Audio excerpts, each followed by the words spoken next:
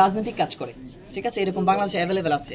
তো আপনার সামনে যদি নির্বাচন, আপনাদের একটা লক্ষ্য থাকতেও পারে রাজনৈতিক, ওই জায়গা থেকে আপনার কতটুকু স্বচ্ছ এবং রাজনীতিতে যাবেন কিনা নির্বাচনে, এই বিষয়ে যদি বলতেন। জি ধন্যবাদ। অহিংস গণঅভ্যুত্থান বাংলাদেশের কোনো রাজনীতিক কোনো লক্ষ্য নাই।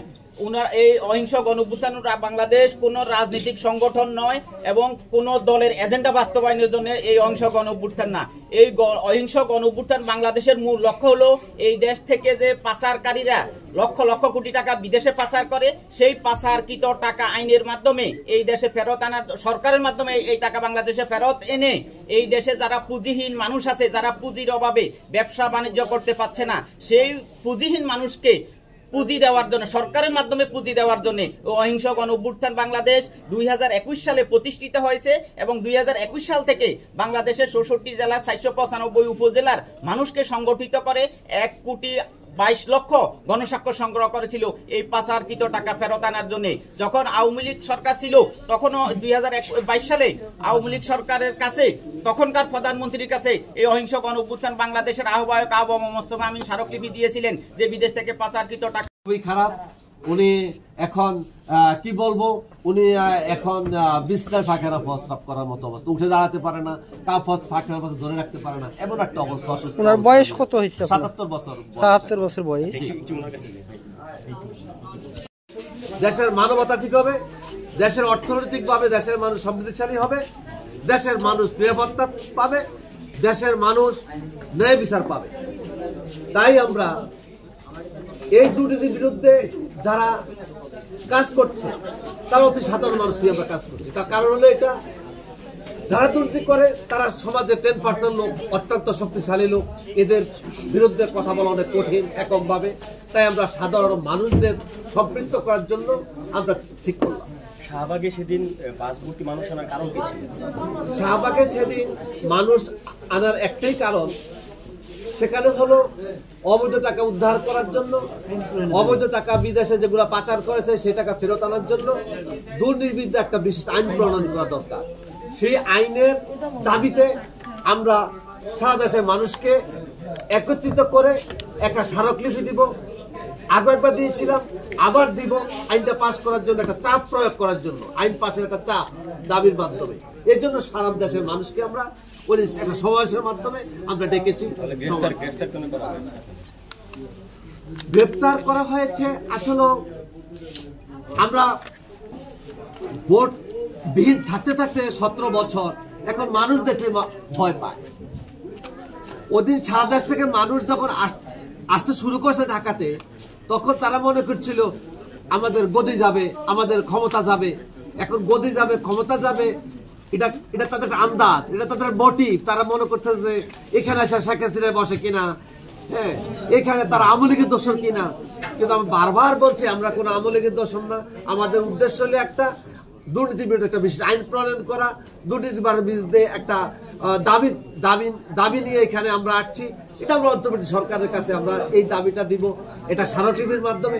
তারা এটা করবে কি করবে না সেটা অন্তর্বর্তী সরকারের প্রধান বুঝবে, তারা আমাদের সাথে কথা বলবে। এর জন্য আসলে ঢাকাতে আমাদের লোকজন আনা সমাবেশটার উদ্দেশ্য হলো মূলত সরকারকে চাপ দেওয়া, দুর্নীতির বিরুদ্ধে একটা আইন পাস করার জন্য। আমরা 2000 সাল থেকে আমরা আসলে এই উদ্যোগটা নিয়েছি। পরপর প্রথম মানুষ আসলে হাঁটছিল, এরা আবার কি করে দুর্নীতির বিরুদ্ধে আবার দুর্নীতির টাকা উঠানো যায় কিভাবে। কিন্তু এখন দেখেন সেই দুর্নীতির টাকা কিন্তু এখন গত 7 দিনের মধ্যে আনবে বলে অন্তর্বর্তী সরকার বলতেছে। 7 দিনের মধ্যে আইন পাস করার কথা বলতেছে এবং এই টাকা 10.5 কোটি টাকা অলরেডি বলতেছে এই টাকাগুলা আনা সম্ভব। এর আগে কি পত্রিকায় দেখলাম যে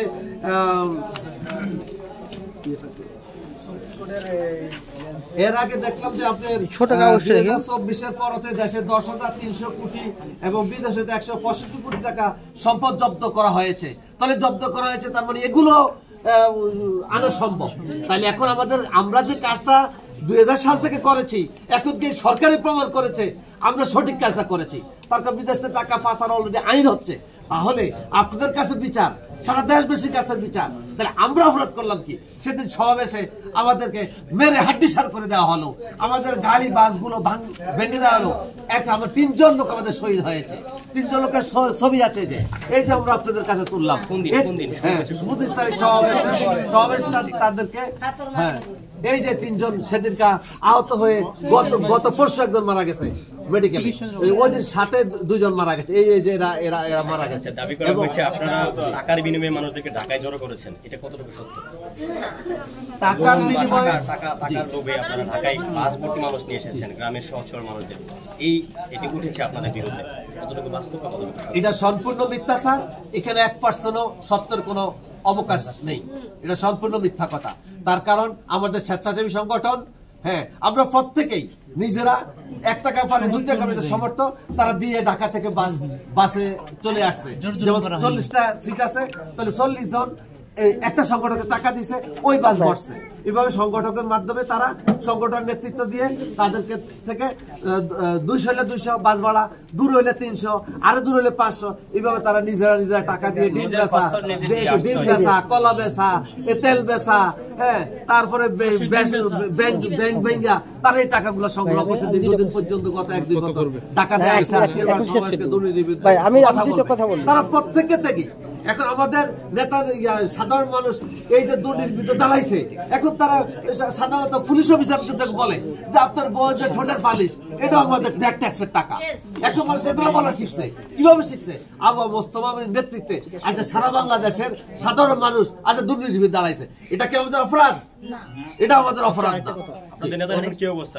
সংস্থা গঠন করতে হবে যে একজন রিক্সা চালক গিয়ে বলতে পারে যে আমাকে 5 লক্ষ টাকা লোন দিন, আমি একটি গাড়ি কিনবো, সেটা হবে বিনা জামানতে, বিনা সহজ কিস্তিতে এবং বিনা সুদে। এবং কি পাচারকৃত অর্থ যদি 1 টাকাও উদ্ধার করা হয় সরকারের, যদি পাচারকৃত অর্থ যদি 1 টাকাও উদ্ধার করা হয়, সেটা জনগণের কল্যাণের কাজে ব্যবহার করতে হবে। এবং কি সরকারকে স্পষ্ট বলতে হবে যে কত % আপনি টাকা উদ্ধার করতে সক্ষম হবে। এবং পরবর্তী যে নির্বাচন করে যিনি ক্ষমতায় আসবেন, পরবর্তী সরকার যে নির্বাচন করে আসবেন, তাদের থেকে আমরা তার পরবর্তী বুঝে নিব। এবং আগামী যে 25শে নভেম্বর আমাদের আরো একটি কর্মসূচি আসতে পারে, এবার জনাব মোস্তফা আমিনী সেটা প্রচার করবে। এই বলে আজকের এই সংবাদ সম্মেলনটি শেষ করছি।